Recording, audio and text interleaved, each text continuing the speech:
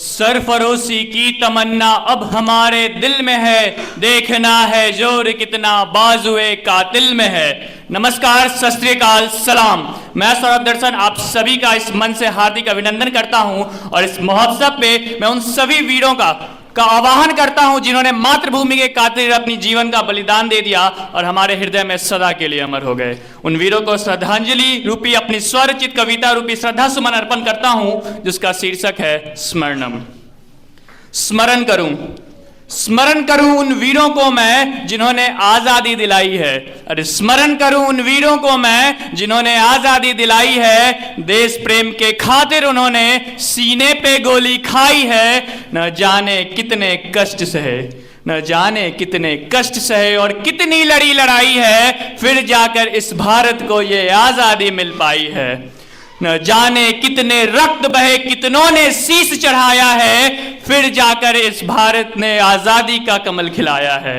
वो जलियांवाला बाग हुआ, वो जलियांवाला बाग हुआ, देश में हाहाकार हुआ, जिसे देख उस नन्हे बालक के दिल पर आघात हुआ।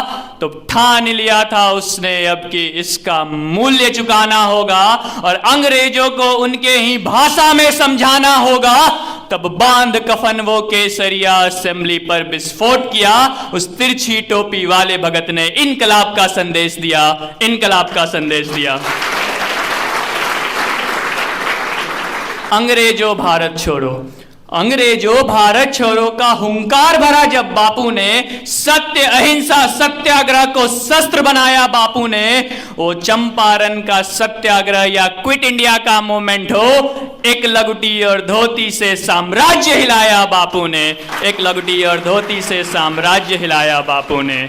और आजादी का मत्था जिसने सबसे पहले चूमा था, आजादी का मत्था जिसने सबसे पहले चूमा था, आजाद हिंद फौज बनाकर अंग्रेजों को रौंदा था और खून के बदले आजादी देने की बात कही जिसने, वो देशभक्त, वो अधिनायक सुभाष चंद्र मतवाला था, सुभाष चंद्र मतवाला था। और आजादी के इस युद्ध में, आजादी के इस युद्ध में न जाने कितने गुमनाम रहे, आजादी के इस युद्ध में न जाने कितने गुमनाम रहे। इतिहास के पन्नों पर वो दफन कई राज रहे।